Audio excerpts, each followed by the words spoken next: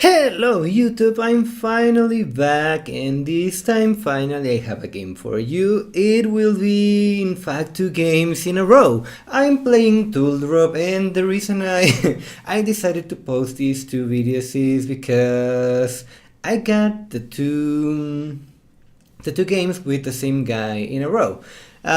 Basically, the first game is not a very interesting match. I pretty much got swept in 4 or 5 turns by a Keldeo. And then it comes time for redemption, and I finally took the win. So this time I'm going against Danstr, and he's playing Blastoise, Keldeo with Buffalant, and let's start with my bad match.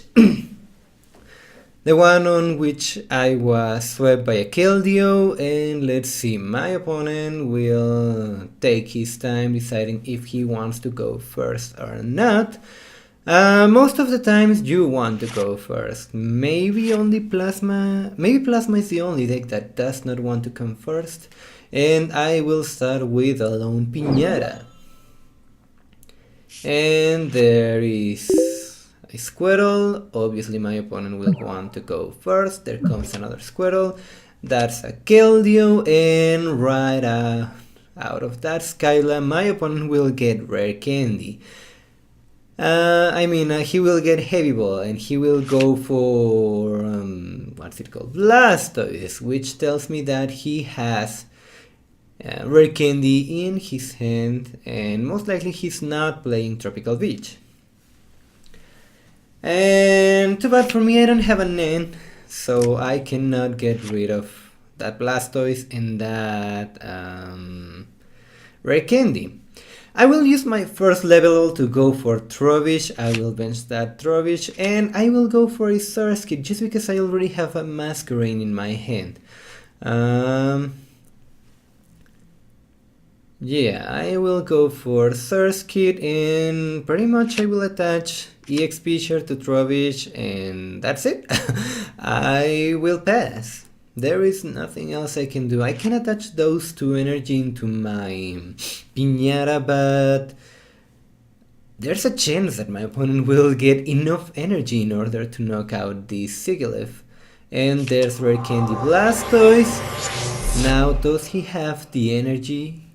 The 3 energy he needs to knock out my Sigilyph, and that's 1 water energy, 1 lightning energy, and he even gets another water energy with that energy surge. Down goes my Sigilyph. I have to promote Surskit. I will evolve into Masquerain. There was no reason for me to do this, because either way it will be dying, and it was better for me to keep Masquerain for a long-term game. But knowing how the luck goes in this deck, if I'm drawing dead, then that means I will draw dead the whole match. And it's not like my opponent is drawing that good. The only thing is that he has a Pokemon that can attack. And I will just pass. And that will be game. And my opponent is a very nice guy. He even says GG, and that's how you lose to a Keldeo. So now into the redemption match. Now it's my turn to go first. I will mulligan once, that's not good, and we will have a rematch. And this was not planned, but we are having round 2. Unfortunately, I was not able to get to play with Dana's STR a 3rd time, so this will end up in a tie. And that is what I call a good hand. I love that hand. It's beautiful hand. And right here I will obviously want to go for Trubbish. I will attach that grass energy to Trubbish. I will attach 1 tool into my bench Sigilyph, and I will basically pass. And this is something I was not expecting. I haven't seen Blastoise with Buffaland in a long while. So this really took me by surprise, especially because for the Lightning Energy he's playing, I think he's playing Black Kyurem EX too. So how did he manage to to get all the space to add Buffaland, Black Kyurem EX, Keldeo, and everything that he needs in his deck in order to have it going? He even has a Spursia City Gym, which is very unusual. Right here I will play down all my hand, I will go for another Trubbish, play all my tools, and that's it. And there we see a second Buffaland. So previously I was thinking about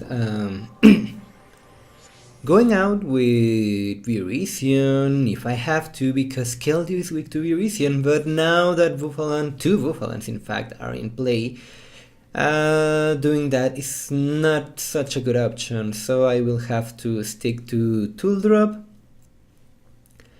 But hopefully we will be able to pull this out. Here comes a Pokemon Catcher. Look at that, he even plays Pokemon Catcher. That's something you don't see nowadays in Blastoise X. How does this guy manage to fit all that space?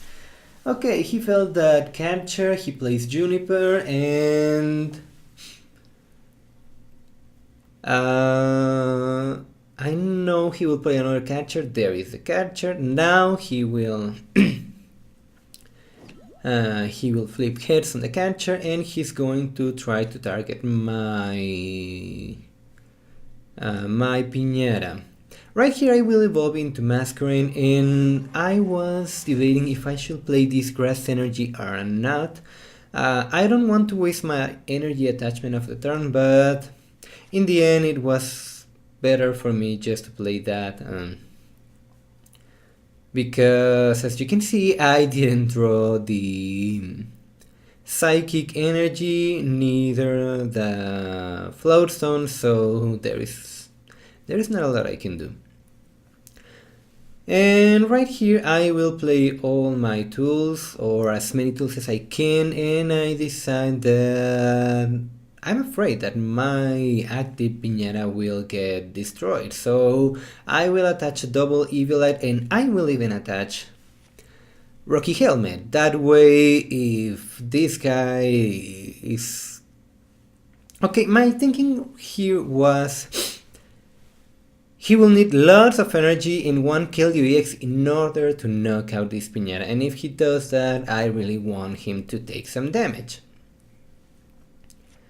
So that's what I did, and this is something I really was not expecting. This is the time where the Super Turtle comes into play. We see a Blastoise with, let's see, that's 1, 2, 3, 4, 5 energy into Blastoise. That is something you don't see every day.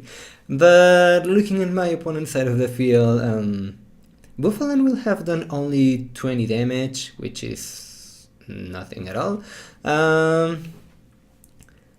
But I still get no Floatstone, so I cannot retreat that Sigilyph and attack with my new Virizion EX, so I won't be able to get rid of this Blastoise in the short term. So, well, at least I will apply some damage to this Blastoise. That is if my opponent wants to attack with Blastoise. Right here my opponent will go for one Keldeo, he will get one Water Energy, and he gets a Colress for 9, so his bad luck is about to end. But he cannot attack with this Blastoise, because if he does that, since he does not have a backup Blastoise, it's pretty much game, so he will be forced to attack with Keldeo, and that Keldeo will take lots of damage. But finally I got my Psychic Energy into play, so we can expect a tool drop right now, and that is what's going to happen in this moment. Basically, I will tool drop this Keldeo. I will take 2 prizes. But there's another Keldeo in play, so I don't think this Trubbish is going to last for long. Finally, my opponent decides that he wants to promote that Keldeo, which was totally expected. And there is 1 energy, and there we will see another 2 energy into this Keldeo, so that means this Trubbish is going down. Just like that, this Trubbish is going down. My opponent will Skyla, and he will go for another energy retrieval. He will attach the energy into Keldeo.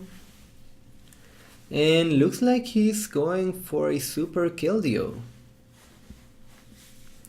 Because Trubbish is not an EX Pokemon, basically Moldbreaker from Buffalo does not enough damage to knock out Trubbish, so he's forced to attack with his EX Pokemon, which will allow me to get prizes faster. And now comes something that I'm really scared of, which is Mewtwo EX, because Mewtwo can pretty much knock out my Trubbish in just 1 hit with just a few energy. And I don't want my Trubbish to that way. So right now what I need to do is to get rid of this Mewtwo. That is the thing, the scarier thing, the scariest thing on my opponent's side of the field, and I really want to get rid of that. So right here I will obviously attach to that Trubbish, and I will count the energy just to make sure that I have enough in case this Pokemon catcher fails. I will attach the Eviolite to my other Sigilyph, and here comes the moment of truth. Will this Pokemon catcher get rid of that Mewtwo for me? No, it won't!